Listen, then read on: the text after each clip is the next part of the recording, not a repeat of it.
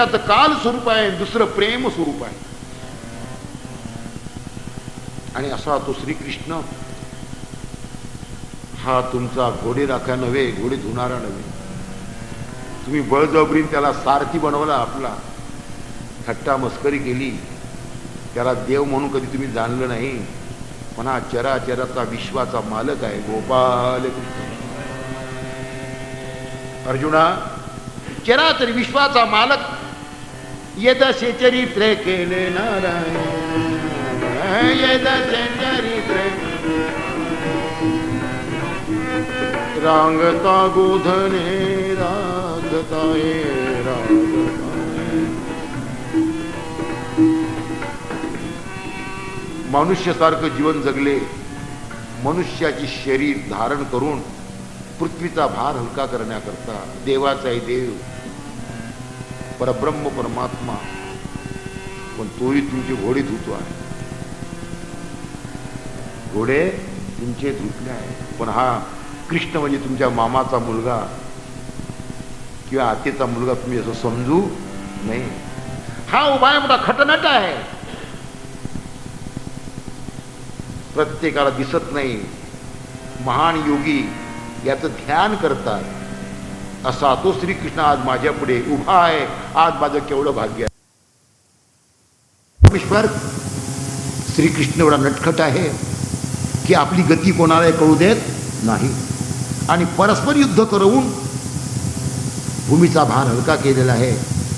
धर्माची स्थापना केली आणि धर्मगादीवर धर्माला विराजमान करवून हा परमात्मा परमेश्वर अनंत लीला करत, ज्याने या वेळेला एक वेळा त्यांनी प्रतिज्ञा केली होती, मी हातात शस्त्र घेणार नाही. आणि मी प्रतिज्ञा केली होती, पांडवाला सर्व लोकांना सांगत आहे भीष्माचार्य, का श्रीकृष्णा तू भक्ताचा कैवारी आहे. आणि भक्त जेव्हा संकटात पडतात तेव्हा तू चक्र हातात घेतल्याशिवाय राहणार नाही, हा माझा विश्वास आहे. कारण भावे भजनी जे लागले देहाचा भगवंती जिवाळा, हे भोगती स्वानंद सोहळा. दयाचा जना वेगळा ठेवा अक्षयच की. आणि म्हणून तू भक्ताचा कैवारी हे मला माहीत होतं. आणि जेव्हा मी अर्जुनावर बाण सोडले, अर्जुनाची काय जर्जर केली, तेव्हा तुला स्वतःच भान राहिलं नाही. तेव्हा भक्त सखा कैवारी,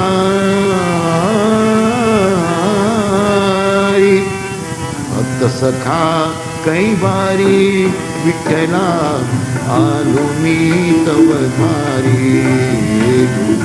भक्त सखा कैवार, तू भक्त सखा कैवारी.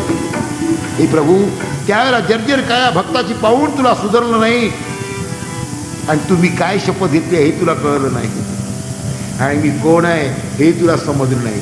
तू माणूस रूपात होता, पण तू झट आपल्या मूळ स्वरूपावर चालला गेला. आणि रथाचं चाक घेऊन माझ्यावर तू तुटून आला. त्याला चालता चालता तुला भान नाही, तुझ्या अंगावरचा दुपट्टाही खाली पडून गेला. अर्जुन म्हणते थांबा देवा, हे योग्य नाही, थांबा देवा. तुम्ही जेव्हा माझ्या रथापुढे जेव्हा आले त्यावेळेला मी स्वतःच्या बाण मारू मारू तुमची कया छिन्न पिंड करून टाकली. तुमचं चिलकत तुटून गेलेलं आहे, रक्ताच्या धारा तुमच्या शरीरातून निघत आहे. हे प्रत्यक्ष विजा डोळ्यांनी पाहणार. पण प्रभू, त्याची तुमची भक्त वत्सल्यताच आहे. भक्त को के पाले पड़कर प्रभु को नियम बदलते देखा, खुद का मान टलते देखा, लेकिन भक्तों का मान कभी टलते न देखा. त्याच्यातही माझी जीत, माझा विजय करण्यासाठी प्रभू, म्हणजे मी घेतली शपथ का तुला शस्त्र धारण करायला लावीन, हे पूर्ण करण्याकरताच तुमची ती लीला होती.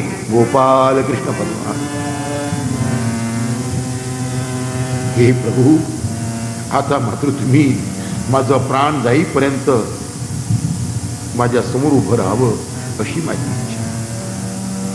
सर्व जगाचा नाथ जगन्नायक श्रीकृष्ण परमात्मा, त्यांच्या चरणकमलाची प्रीती माझ्या अंतकरणात सदैव तेवत राहो.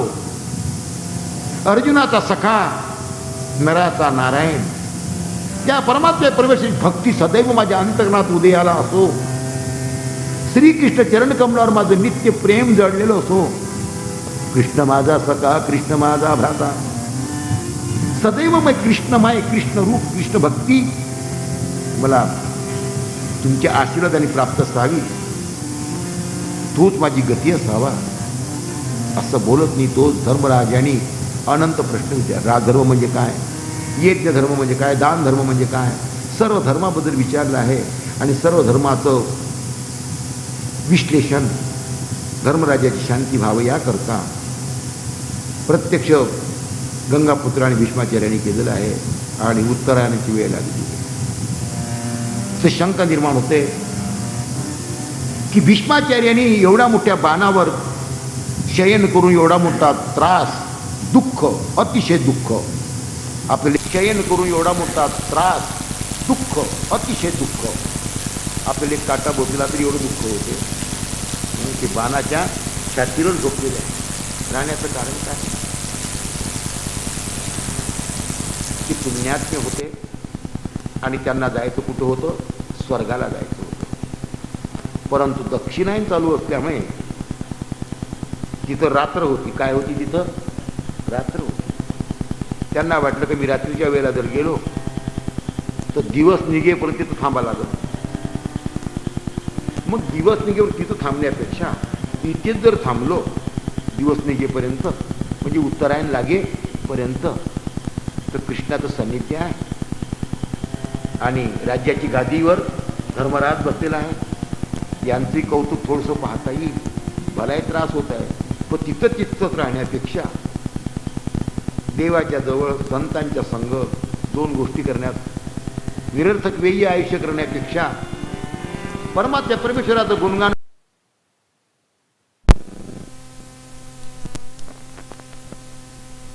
यात्रा श्रीरामना पायी तीर्थयात्रा. विदुरजी परमात्म्या परमेश्वराचे झालेले आहेत. पायी तीर्थयात्रा करून शेवटी आलेले आहेत आणि सर्वांनी स्वागत केले आहे. पांडवांनी. धर्मराज म्हणतात, काका आमच्या जीवनामध्ये अनंत हाल अपेष्ट, अनंत दुःख आले. लाक्षगृहात ठेवून जाळण्याचा प्रयत्न केला, तेथे तुम्हीच आम्हाला सोडवलं. तुम्ही संत माये बाप कृपावन. नवे नवे भीमाला विष पाजण्यात आलं, तिथूनही तुम्ही आमचं रक्षण. धृतराष्ट्र गांधारी बसून आहे आणि सगळा काळ सांगत आहे. आता तुम्ही यात्रेला गेल तर आमची आठवण येत होती की काका? कुठल्या कुठल्या यात्रेला गेला, कसा कसा अनुभव तुम्हाला आला? तुम्ही संत माय बाप. तुम्हाला तीर्थयात्रा करायची गरज नाही, पण पापी लोकांनी तीर्थयात्रा भ्रष्ट केली. पावन गंगा पतित झाली, म्हणून पतित झालेल्या गंगेला पावन करण्याकरता तुम्हा संतांना गंगेकडे जावं लागते. गंगा तुम्हाला पवित्र करत नाही, तुम्ही गंगेला पवित्र करता. गोपाल कृष्ण. काय काय अनुभव आले. पाय चेपत आहे धर्मराज आणि विदुराकडून बोलू. हा प्रसंग घडल्यानंतर एकदा एकांतामध्ये धृतराष्ट्राला विदुरजी म्हणतात. हे बंधुराया, कारण विदुराचे भाऊ लागत होते. कोण? धृतराष्ट्र. बाप एकच आहे तिघांचा. अरे ज्या द्रौपदी तू विवस्त्र करण्याचा प्रयत्न केला, विवंचना केली, विटंबना केली, ज्या भीमाला विष पाजण्याचा प्रयत्न केला, ज्या पांडवांना जाळून टाकण्याचा प्रयत्न केला, या पांडवाचे तू अतोनात हाल केले, पांडवाचं राज्य पांडवाला दिलं नाहीस, 5 गाव मागितले ते सुद्धा तू दिले नाही, इतका तुला पुत्राचा मोह होता. हे सारे तुझे पोरं या पांडवांनी मारले आणि आज तू पांडवाच्या घरी कुत्र्यासारखं अन्न खात आहे. तुला काही लाज वाटते की नाही? गोपाल प्राणाचा मोह तुला अजूनही सुटला नाही. अरे असं जीवन जगण्यापेक्षा एखादा मेलेला बरा. पण तू खरंच आंधळा आहे. ज्यांची विटंबना केली, थट्टा केली, जिला विवस्त्र करण्याचा प्रयत्न केला, त्या द्रौपदीच्या हातचं अन्न खातो तू. चांडाळा कुत्रापेक्षाही तू नीच झाला. म्हणजे हा काय तुझा प्राणाचा मोह आहे. तुम्ही प्राण सोडू इच्छित नाही, पण प्राण तुम्हाला सोडतोय गोपाल कृष्ण भगवान. कारण प्राण कोणाचा आहे? शरीराचा. म्हणजे मायावी आहे प्राण. आत्म्याला प्राणाची गरज नाही. तुमचा जो आत्मा आहे, जो विवेक आहे, त्या विवेकाला प्राणाची गरज नाही. प्राणाची गरज आहे फक्त शरीराला. प्राण गेला का शरीर निश्चेष्ट होते, आत्मा होत. मला वाटते माझं शरीर जाईल, पण माझं भागवत चालूच राहील. कारण भागवत वाचणारा आत्मा आहे, शरीर नव्हे. आणि त्यामुळे भागवत सप्ताह चालूच राहील. भागवत सप्ताह चालूच राहील. देह जाऊ, देहाचा भागवत सप्ताह आहे ना ना ना आत्म्याचा. आणि आत्मा परमात्म्याचं नामस्मरण करतो, कारण स्वाभाविक गुण आहे, स्वाभाविक आहे. कारण परमात्म्याचा अंश असल्यामुळे. आणि त्या आत्म्याचा प्रभाव असल्यामुळे शरीर त्या आत्म्याच्या प्रभावाखाली काम करत आहे गोपाल विष्णू भगवान. आणि अशी कानउघडणी केली म्हणे प्राणाचा तुला मोह आहे, पण प्राण दुआ जाणार आहे. मला वाटते तू इथं थांबण्यापेक्षा ज्याने तुझे पुत्र 100 पुत्र मारलेत आणि तुझी एवढी विटंबना केलीस, त्या घरी राहण्यापेक्षा कुठतरी निघून गेलं बरा. शेवटी उपरती वैराग्याचा भाव आलेला आहे. आणि विदुरजी गांधारीच वर्तमान आणि धृतराष्ट्राचं वर्तमान. जिथे लोक जातात पुन्हा वापशी येत नाही. जो जाईल बद्री तो येत नाही. गोपाल निघून गेले रात्रीच्या वेळेला. सकाळी होम हवन पूजा पाठ झाल्यानंतर गायीची पूजा झाली आहे. तिळाचं दान देण्यात आलं, सोन्याचं दान, भूमिदान, कन्यादान, एवढं दान दिल्यानंतर मातृदेव भव पितृदेव भव. धर्मराज नमस्कार करायला गेले. ज्या घरात ते राहत त्या घरामध्ये पत्ताच नाही. तेव्हा धर्मराज घाबरले. म्हणजे कुठे गेले? फार दुःखित आहेत की त्यांची 100 पुत्र आमच्याकडनं मारले गेले. ज्यांना पुत्र शोक आहे अशा म्हातारपणामध्ये त्यांच्या डोळ्यांनी दिसत नाही. असे आमचे महान धर्मदायी. कोणता शब्द वापरला? धर्मदायी. वास्तविक धृतराष्ट्र धार्मिक होता, परंतु मोठे वडील लागत होते. धर्मदायी धृतराष्ट्रजी कुठे गेले? चिंता करताय, विवंचना करताय, अन्न ग्रहण केलं नाही धर्मराजाने. चित्त्यापणे नारद मुनी आलेले आहेत. नारायण नारायण. त्यावेळेला नारदाची येता सांग पूजा करायला पण विसरले. थोडक्यात पूजा केली आणि एकदम पहिला प्रश्न विचारला नारदा, धृतराष्ट्रजी आणि कुंती पुत्र दुःखाने दुःखीत झालेली होती. आणि विदुरजी आमचे काका हे माझ्या घराचा त्याग करून गेले. काय माझ्याकडनं चूक घडली काय की जेणेकरून हे निघून गेले आहेत? कुठे गेले? शोधाशोध केली पण अजून शोध लागलेला नाही. तेव्हा नारद म्हणते बा, दैवाधीन आहे जगती हा संपूर्ण संसार. सूत्रचालक परमात्मा परमेश्वर आहे. जैशी कटपुतली नाचवणाऱ्याच्या हातात असते, किंवा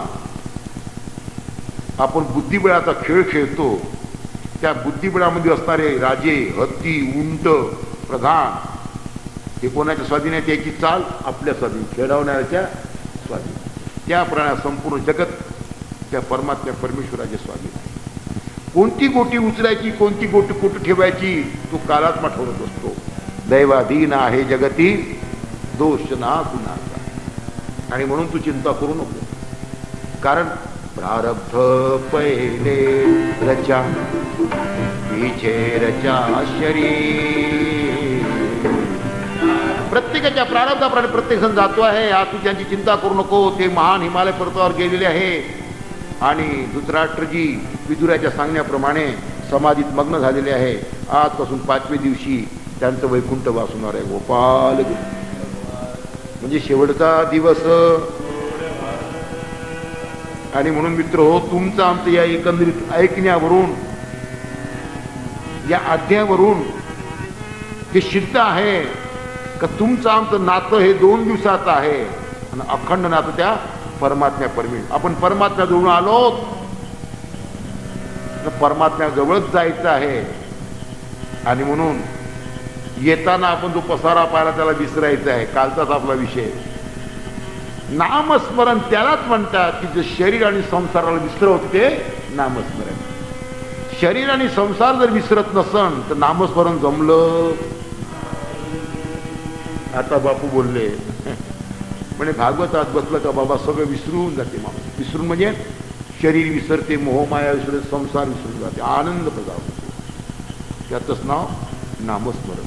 आणि याच नामस्मरणाचा फायदा आपल्या जीवनामध्ये परमात्म्याचं नित्य सान्निध्य आपल्याला लाभणार. गोपाल कृष्ण भगवान की जय.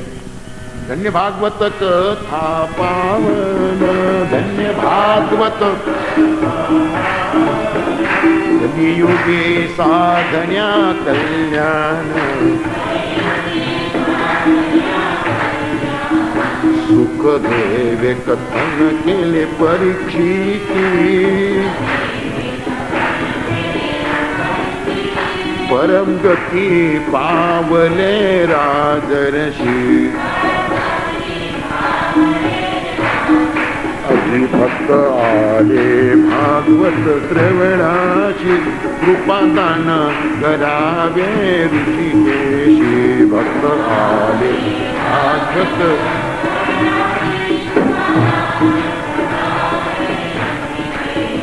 भक्त आले भागवत श्रवणाशी. गोपाल कृष्ण भगवान तुझे भक्ती कारण जाओ माझा प्राण. हे जीवन नाम देई पांडुरंगा, देई पांडुरंग. क्षणोक्षणी रात्रंदिनी भजन.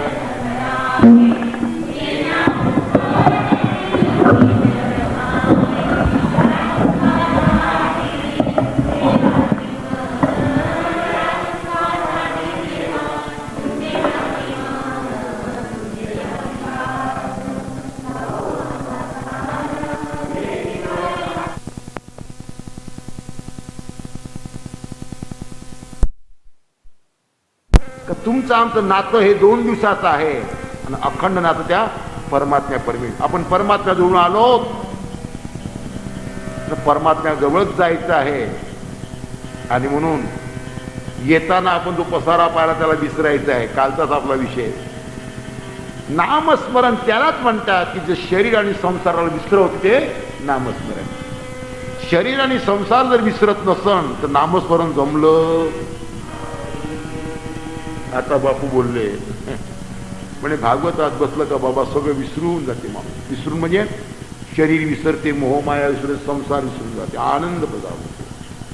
त्याचंच नाव नामस्मरण.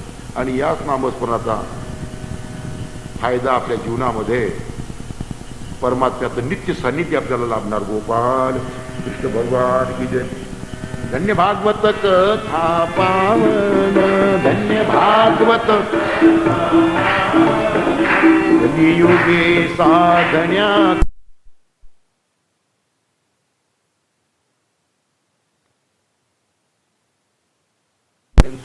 म्हणजे उत्तरायण लागे पर्यंत तर कृष्णाचं सान्निध्य आहे.